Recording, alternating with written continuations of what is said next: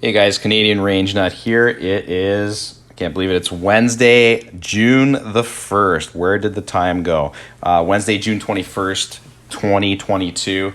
Just after the announcement of the gun freeze. I have another video at the end of this if you want to click on that. But let's get right into it. Today I wanted to jump into the Ontario election and how that's going to affect Ontario gun owners. So what I'm going to do is I'm going to play a few clips from some of the leaders that are running in the Ontario election. I'll play some clips from Doug Ford. I'll play some clips from Del Duca and some of the other parties as well, just in case you are undecided on who you want to vote for in this election. I've pushed for a conservative vote, obviously, as a gun owner.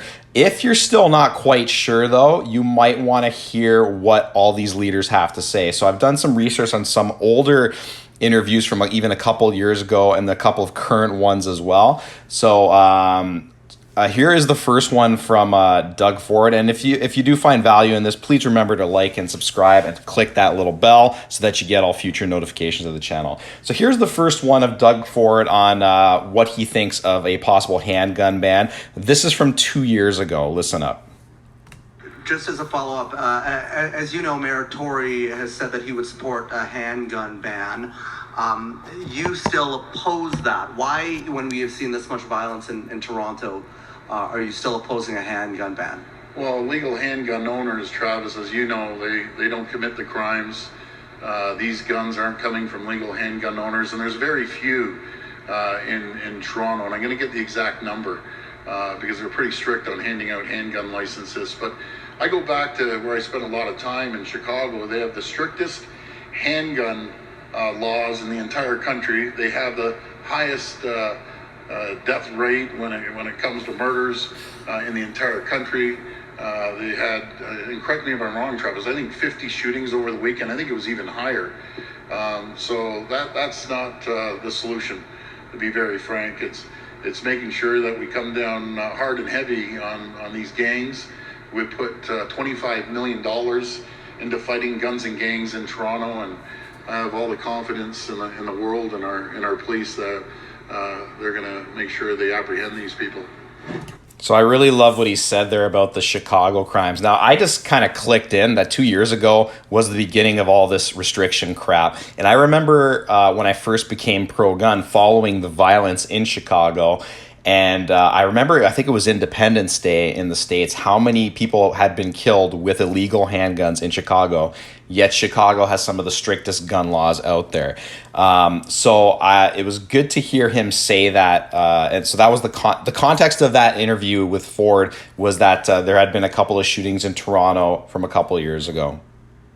All right, so now I'm going to jump into one of Del Duca's press conferences. This is a few weeks ago when they first started the election campaign. Of course, before getting into the handgun part, he started talking about having more diverse police force. You know, the typical lefty things of importance, getting rid of systemic racism, pushing the agenda that the left has been pushing for, since I learned about it the last 2 years, but obviously it's been a lot longer and I just kind of woke up over the last 2 years. So this is what Del Duca has to say. But it's the Liberal announcement yesterday that it will ban handguns in Ontario that is creating a potential wedge issue. Steven Del Duca slammed the Ford government for not doing enough about gun crime.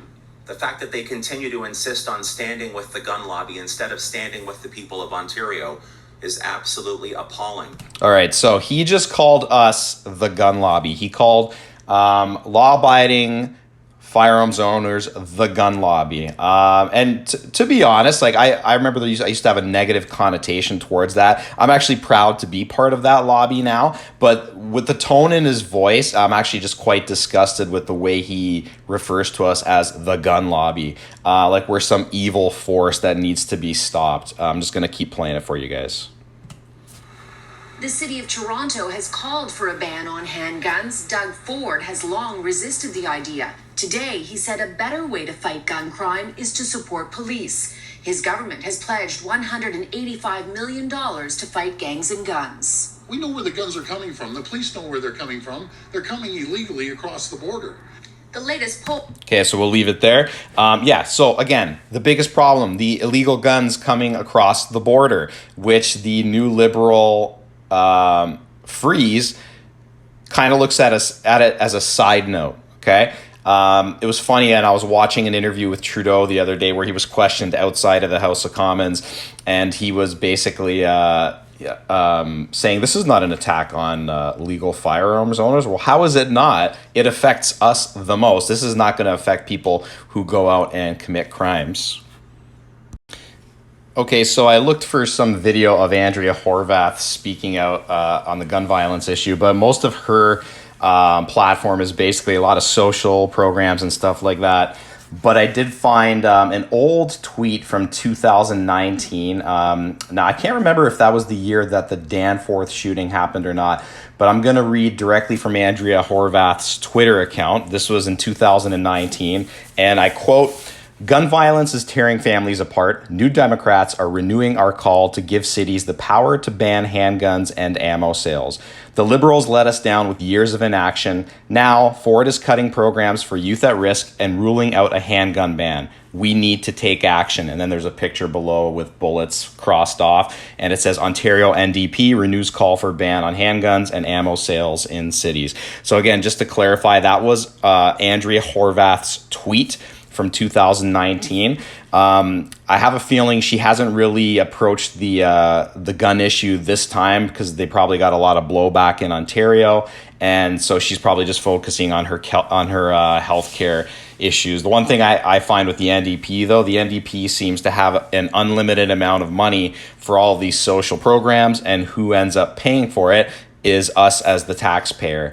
And I remember when I was a younger kid and I was pretty stupid, I was like, oh, we need more social programs. And it's good to a point, but you know, when you see half your paycheck going to the government and see it being used and spent in so many ways that are just irresponsible, you kind of change your mind and you tend to become more conservative. So that's Andrea Horvath's take. Even though she's been quiet this campaign on the handgun issue, again, if you really care about your guns and your gun rights, not that we have many in Canada anyway, but if you want to keep what we have left, you definitely don't want to go NDP, because even though she's kept quiet about it, that, again, they're lefties. They're on that side of gun control and banning guns, even if it means going after law-abiding firearms owners. Okay, so also looking through the Green Party platform, couldn't really find any videos of Mike Schreiner. He's the leader of the Green Party. As far as gun control and stuff like that, I didn't find any videos, but I am going through their platform right now, and basically there's really no mention of gun control on their platform as well. However, obviously the Green Party doesn't really stand a chance of winning this election as well in Ontario. A lot of their stuff is basically, centered around the environment, a lot of mental health, lifelong learning, and that kind of thing. But again, I told you guys in the last federal election how I had wasted my vote voting for the People's Party of Canada, and what an experience that was, because I did act as a scrutineer and I did get to watch the votes taking place and the votes being counted. I was a rep for the PPC doing that, and honestly, it was the most discouraging thing I ever saw in my life. So I feel like all these if you do vote for these little tiny parties, yeah, you might be following a principled vote, which I do respect. I did it myself in the federal election, but I also look at it now as that helped put Trudeau into a minority position. So I will not be making that mistake again myself. Obviously, it's up to you guys who you want to vote for. But again, if one of your main priorities is to keep your guns, your ability to go to the range, and not just keeping our guns and stuff like that, think of all the businesses. If this new bill from Trudeau does go through in October, if it does actually get approval in Parliament and all that stuff, how many ranges are probably going to shut down because of this? The IPSC will be done, the Cowboy, the 3-gun, all that kind of stuff is going to eventually be over. And, if you ever wanted to leave something for your family when you die, if that stuff goes through in October, obviously that's a federal thing, but this stuff is connected. If we have imagine having a liberal government who wants to ban handguns, and then you have the other liberal government federally who's already trying to implement that, then we're definitely screwed, okay? And it was funny because I was listening to one of the National Firearms Association's podcasts today, and their theory was that Trudeau tried to get Del Duca to test the waters with this handgun ban in Ontario to see how it would be received. And because it wasn't received too well in Ontario, their theory is that they think the government just said screw it and decided to go federally, because obviously Alberta is not going to approve it as well, and a couple of the other provinces too, right? So because they were actually shocked that the restrictions went through. Anyway, I don't want to get too off topics with the federal stuff, but let's just keep in mind, guys, that it is connected. Even though this podcast, I'm trying to give Ontario voters more info. Just make sure you vote today, okay? If you voted already, great. I already voted. I did early voting myself. I voted Conservative.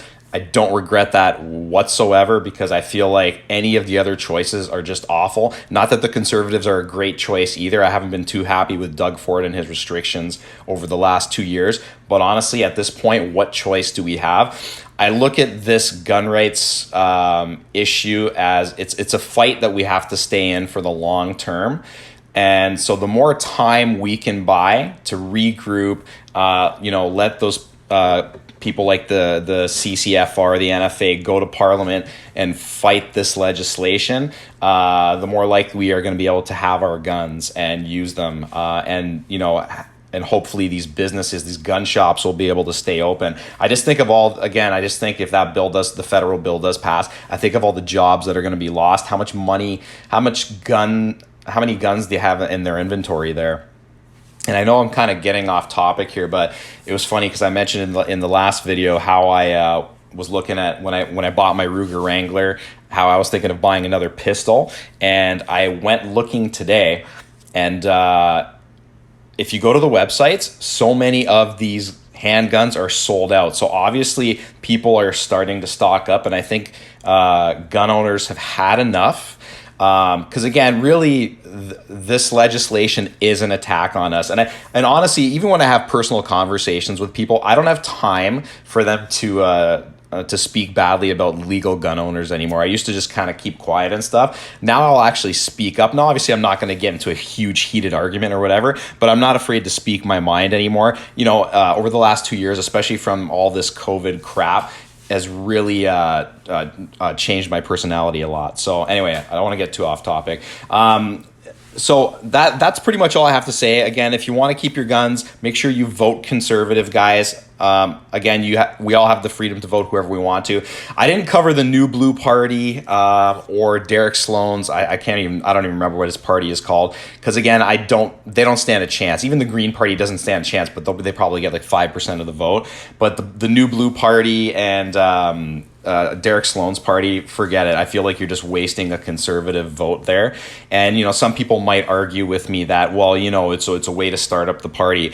I think at this point, especially after the last 2 years, we can't really afford to give away our votes anymore. Like I said, I made that mistake. I will never make that mistake again.